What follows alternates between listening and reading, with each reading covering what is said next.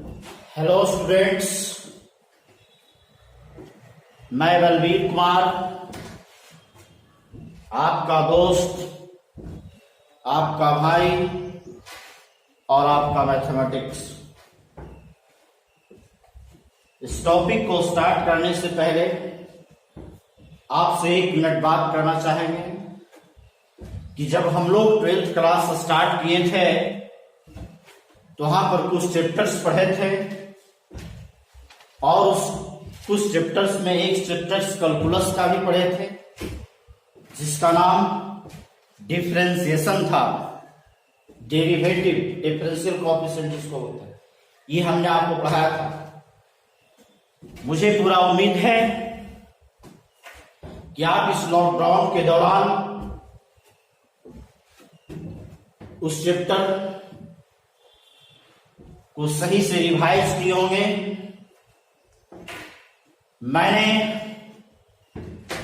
उस चैप्टर में जो आपको कंसेप्ट दिया था वो आपके माइंड में होगा, लेकिन आज जो हम टॉपिक स्टार्ट करने जा रहे हैं, जिस टॉपिक का हम लोग स्टडी करने जा रहे हैं, उस टॉपिक का नाम इंटीग्रेशन है।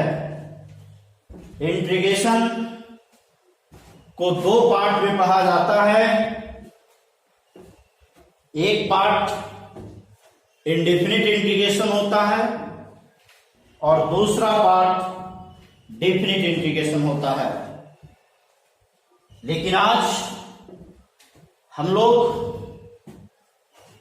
जिस इंटीग्रेशन का बात करने जा रहे हैं वह इंडेफिनिट इंटीग्रेशन है। आइए हम लोग इंटीग्रेशन के बेसिक कंसेप्ट को समझते हैं। बेसिक कंसेप्ट इसका यह है कि integration is reverse process of differentiation. कहने का मतलब मेरा साफ है कि इंटीग्रेशन और डिफरेंशिएशन के बीच का रिलेशन रिवर्स प्रोसेस का है। बोलिएगा ये रिवर्स प्रोसेस क्या है? तो आप एग्जाम्पल से समझिए। जैसे हम लोग sin x को डिफरेंशिएट करेंगे, sin x को डिफरेंशिएट करेंगे तो cos x आएगा, और जब cos x को इंटीग्रेट करेंगे तो sin x आएगा, और इसको इस तरह से लिखेंगे। पुनः आपको बोल रहे हैं कि रिवर्स प्रोसेस का मतलब यह हुआ, एकदम सिंपली माइंड में समझिए, माइंड को ओपन करके समझिए कि sin x को डिफरेंशिएट करेंगे तो cos x आएगा, और cos x को जब इंटीग्रेट करेंगे तो sin x आएगा, और इसको इस तरह से लिखेंगे। tan x को डिफरेंशिएट करेंगे तो sec स्क्वायर x आएगा, और रिवर्स प्रोसेस का मतलब यह हुआ कि जब sec स्क्वायर x को इंटीग्रेट करेंगे तो tan x आएगा, और इसको इस तरह से लिखने के लिए भी बताएंगे आप। कहने का मतलब यह हुआ कि यदि मेरे पास कोई fx है और जब इसको हमने डिफरेंशिएट किया तो f' आया। हमने बताया था कि fx के डीसी को f' से डिनोट करते हैं। तो यहां से यहां तक की जाने की प्रोसेस को हम लोग डिफरेंशिएशन बोलते हैं,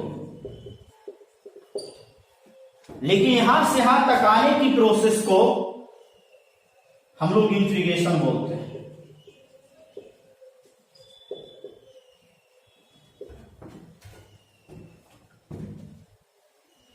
इसका मतलब इसको देखकर मेरे दिमाग में एक मैसेज आया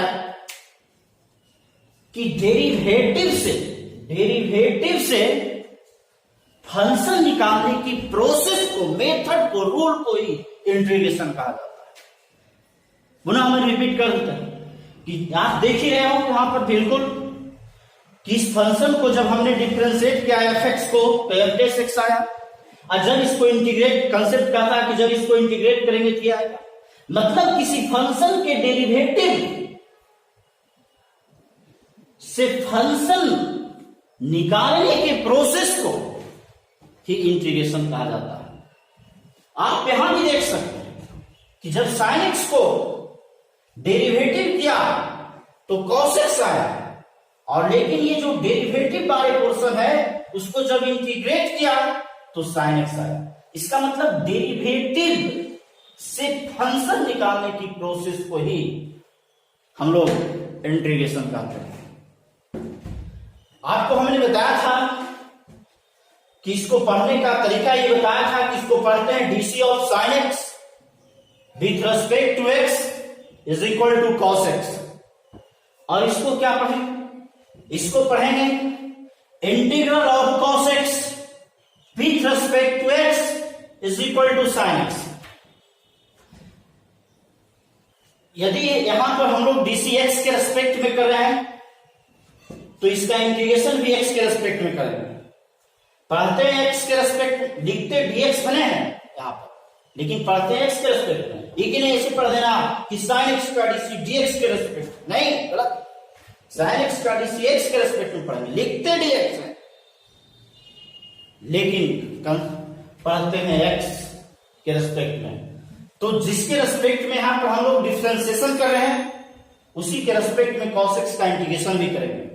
तो इसको पढ़ेंगे हम लोग, पुनः आपको बता रहे हैं कि पढ़ेंगे इसको कि integral of cos x with respect to x is equal to sin x। इसको दूसरा हम ये भी पढ़ सकते हैं कि डेरिवेटिव का ये उल्टा है, तो हम इसको पढ़ सकते हैं anti derivative of cos x with respect to x is equal to sin x। या इसको पढ़ सकते हैं हम लोग primitive of cos x with respect to x is equal to sin x। तो पढ़ने का कंप्लीट तरीका ये है। अब कुछ स्टूडेंट को ये लग रहा होगा कि किसी फंक्शन का जब हम लोग इंटीग्रेशन करते हैं तो इंटीग्रेशन करने के बाद जो फंक्शन मुझे गेन होता है, जो फंक्शन मुझे मिलता है, उसमें एक सी ऐड करते हैं। तो बिल्कुल सी ऐड करने के लिए आपको बताएंगे कि क्यों सी ऐड किया जाता है, और ये भी बताएंगे कि इस चैप्टर का नाम क्यों इंडेफिनिट इंटीग्रेशन रखा